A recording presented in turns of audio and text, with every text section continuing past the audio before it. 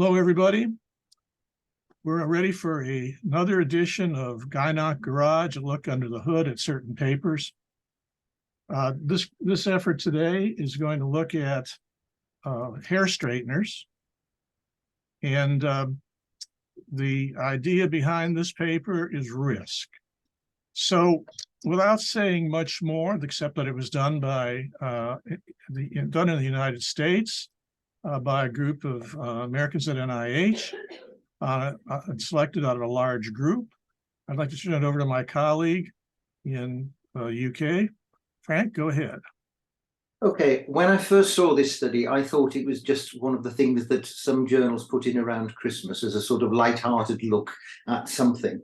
But going into it further, I think there probably is a real link between the use of hair straighteners and the development of malignancies. It's not a new study, or it's not a new worry. The Good Housekeeping Institute produced some data probably 7 or 8 years ago about formaldehyde as a use of hair straighteners, as in breaking down the various linkages in hair. So clearly this group has picked up on the possibility of hair straighteners. In order to follow them up, they've used data from 2003 to 2009. It's a self-reporting study. The sister study has previously shown a link between breast cancer and possibly ovarian cancer and the use of hair straighteners, but they claim that this is the first study looking at uterine cancer. I have a number of concerns about the study. One is that they're just looking at the exposure over the previous 12 months before the diagnosis of uterine cancer was made. And out of that group, they've got women who've never been exposed to hair straighteners. They've looked at a group less than twice a year using it and greater than 4 times a year.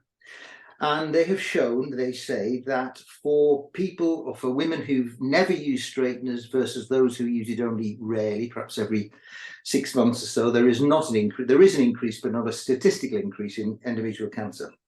But there is a statistical increase for women who use it more than 4 times a year. And I think that the incidence of endometrial cancer in the never used group is only, by the age of 70, is only about 1.6 or 1.7%, which is what you'd expect in the population. The increased risk for the using it more than 4 times a year is only 1.18%. The press have picked up on the 80% increase in risk, but of course 80% of 1.64% is only 1.18%.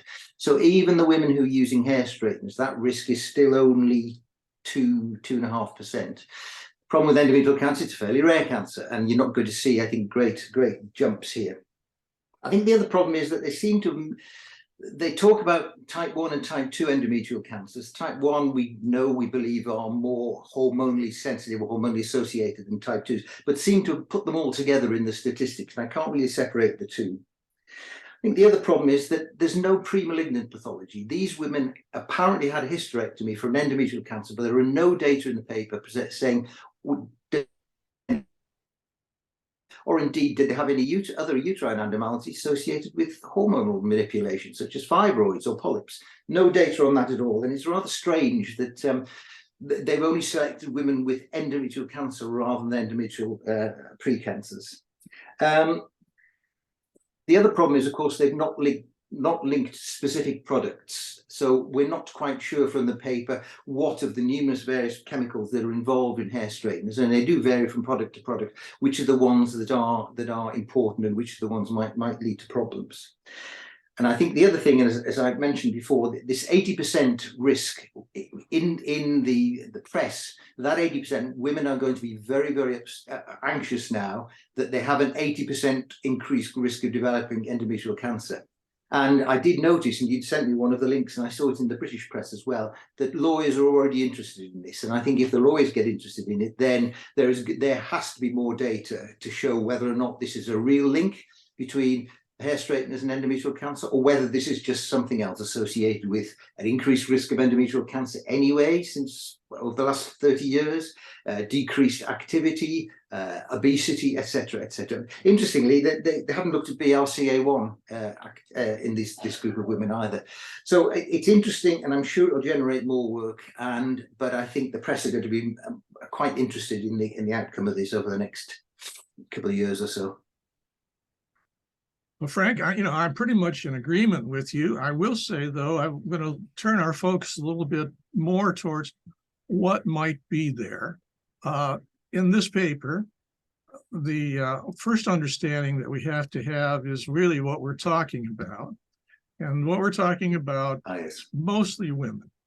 If we look at a definition from the hair industry of what would be the candidate types of hair, they do have, whether it's a scientific or non-scientific finding, a chart of grade 3 and 4 and sort of subtypes of A, B, and C. And you can tell that type 4 is more seriously coiled. I think that this allows us to say what we're really talking about, so that if we look at this first picture of these women, probably the leftmost and the rightmost women would be the most likely to use a hair straightener. Yes. That's the way I sort of look at this part, of the problem. Now, picking up on what you said earlier about the lack of definition for what was a hair straightener, if we go to Amazon, which is, I hope, a well-known commodity worldwide, we can see that Amazon over here in the left sidebar allows you to select one of these many products for either having or not having a particular ingredient. The paper itself pays a lot of attention to perhaps the formaldehyde-containing hair straighteners. Yeah. And I suspect that that's because for that hair straightener to work, you probably comb it out, apply the cross-linking formaldehyde, and let it straighten the hair. As you can see, there's a lot of products available on Amazon. Oh, yeah. And this particular person who's up on your screen right now probably is the poster child for using these types of products. So the illustration of what we're dealing with is what I've already given you. I will say now, where is the important nugget that can either be the basis for litigation or for further study? And I think that we have to look at other environmental agents that are thought to be harmful and shown to be harmful, and they're shown to be harmful at a particular level, and that's causing one more event for every 1 million people that were exposed to them. That's a pretty stringent number, but that's how we've proceeded with DDT and other things that are under examination in the environment. Transferring the numbers in this paper, which would be a lot higher than 1 in 1 million, I point out to you that we're talking about 1 in 82, I believe, and those numbers really are striking and alarming.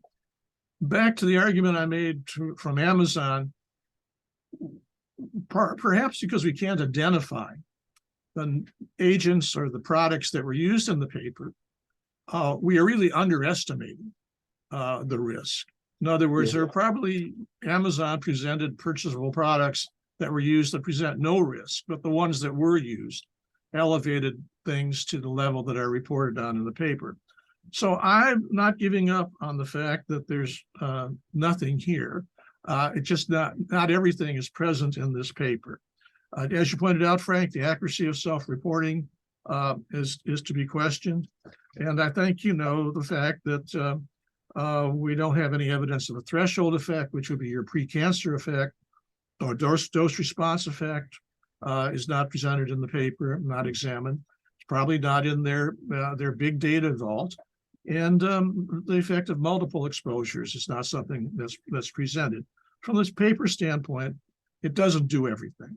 but it does something, and I fully expect that that's something will both lead to something in the courts as well as into further investigation. It's clearly flagged something up. There is some sort of linkage. Doesn't say that they necessarily cause the endometrial cancer, but there does seem to be some sort of linkage with toxic chemicals applied to thin skin fairly regularly in women who desire straight hair rather than naturally curly hair. Yes, that's something, and I think it's going to the courts will want a lot more data, and certainly the pharmaceutical, the companies that produce it will be probably spending quite a lot of money to get those data in order to refute the claims that will inevitably come. I think there's already been one or two that I've seen in the press. So that should be interesting times. They've been in the States too.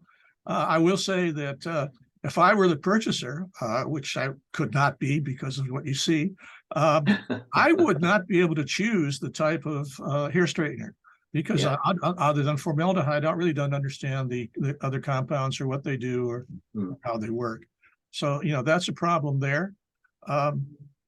Anyway, I think that really wraps it up for us today. I hope your winter subsides, and I hope people get over the fact that the World Cup no longer includes your team. Thanks, Ed. All right. Take care. Okay.